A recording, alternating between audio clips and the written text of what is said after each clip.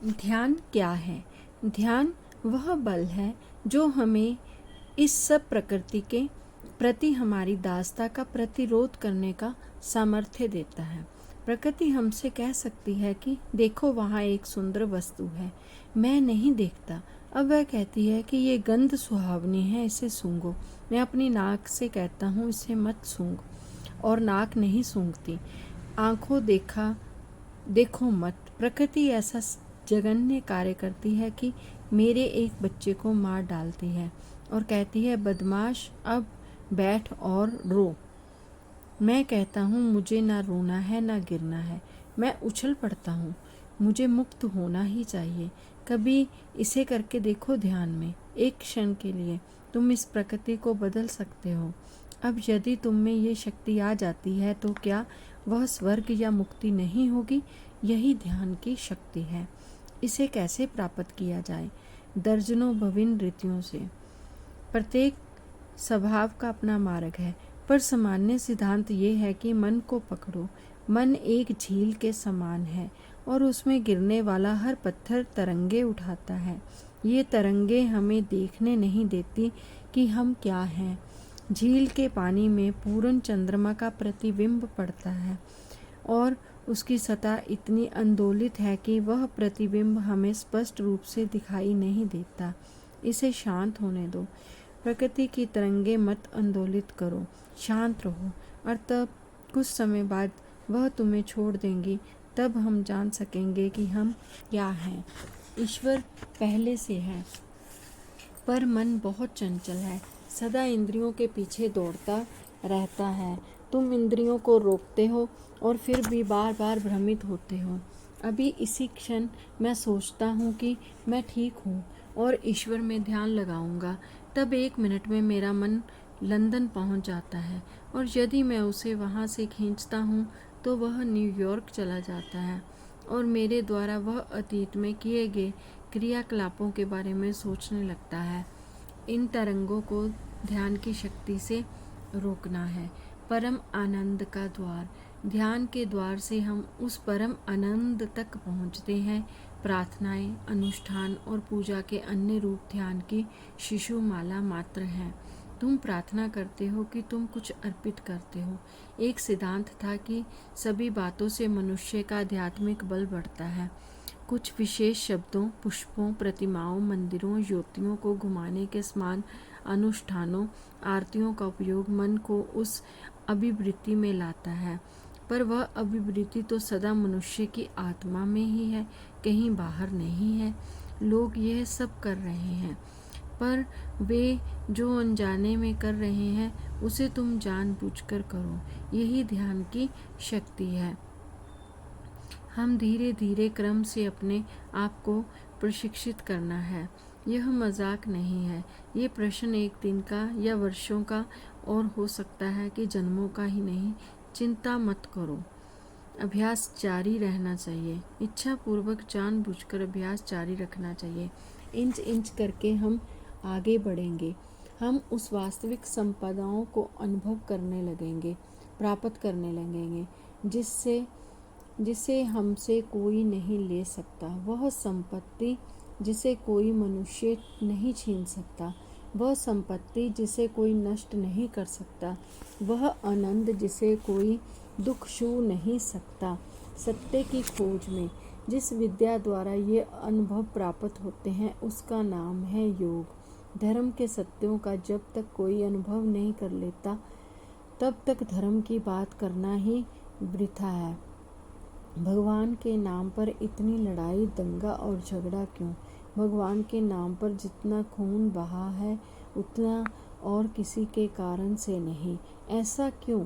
इसलिए कि कोई व्यक्ति मूल तत्व तक नहीं गया। सब लोग पूर्वजों के कुछ आचारों को अनुमोदन करके ही संतुष्ट थे।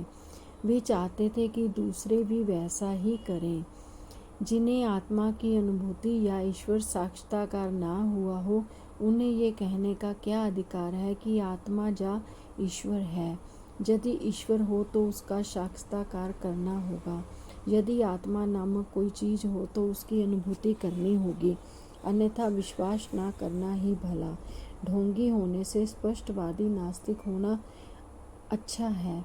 मनुष्य चाहता है सत्य, वह सत्य का अनुभव स्वयं करना चाहता है, और जब वह सत्य की धारणा कर लेता है, सत्य का साक्षात्कार कर लेता है, हृदय की अंतरम प्रदेश में उसका अनुभव कर लेता है, तभी वेद कहते हैं उसके सारे संदेह दूर होते हैं, सारा तमोजाल छिन्न भिन्न हो जाता है, सारी वक्रता सीधी हो जाती है।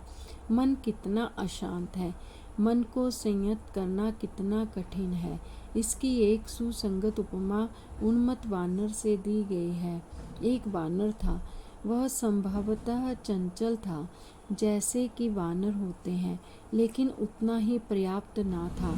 किसी ने उसे तृप्त करने जितनी शराब पिला दी, इससे वह और चंचल हो गया। इसके बाद उसे एक बिच्छू ने डंक मार दिया। तुम जानते हो कि बिच्छू द्वारा डसा व्यक्ति दिन भर इधर उधर तड़पता रहता है, अतः उसे बेचारे बंदर ने स्वयं को अभूतपूर्व दुर्दशा में पाया। तत्पश्चात मानो उसके दुख की मात्रा को पूर्ण करने के लिए एक दानव उस पर सवार हो गया। कौन सी भाषा उस बंदर की अनियंत्रित चंचलता का वर्णन कर सकती है। बस मनुष्य का मन उस वानर के सदृश है। मन तो स्वभावतः ही सतत चंचल है, वह कामना रूपी मदिरा से मत है, इससे उसकी अस्थिरता बढ़ जाती है।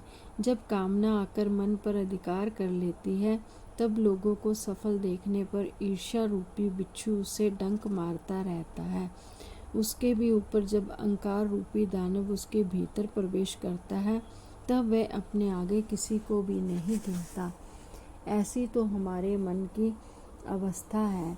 सोचो तो ऐसे मन का संयम करना कितना कठिन है, अत्यंत कठिन कार्य। योगियों के मत से मुख्यतः 3 नाड़ियां हैं, ईड़ा, पिंगला और बीच में सुषुम्ना, और ये तीनों मेरुदंड में स्थित हैं।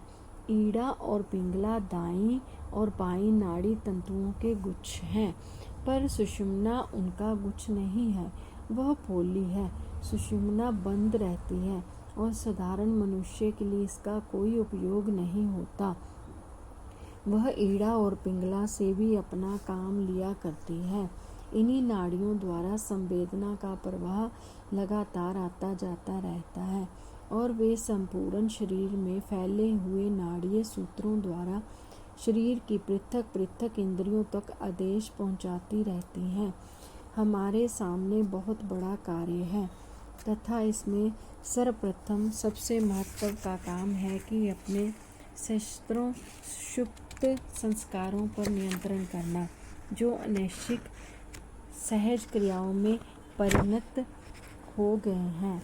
यह बात सच है कि असत्य कर्म समूह मनुष्य के जागृत क्षेत्र में रहता है, लेकिन जिन कारणों ने इन्हें बुरे कामों को जन्म दिया है, वे इसके पीछे प्रसुप्त एवं अदृश्य जगत के हैं, और इसलिए अधिक प्रभावशाली हैं।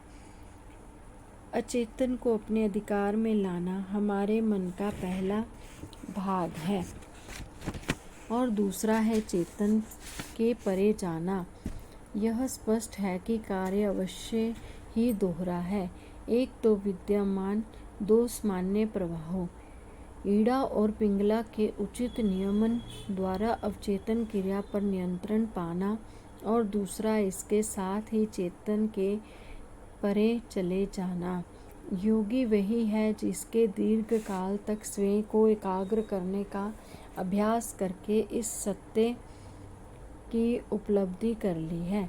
अब सुषुम्ना का द्वार खुल जाता है और इस मार्ग में वह प्रवाह प्रवेश करता है जो इसके पूर्व उसमें कभी नहीं गया था।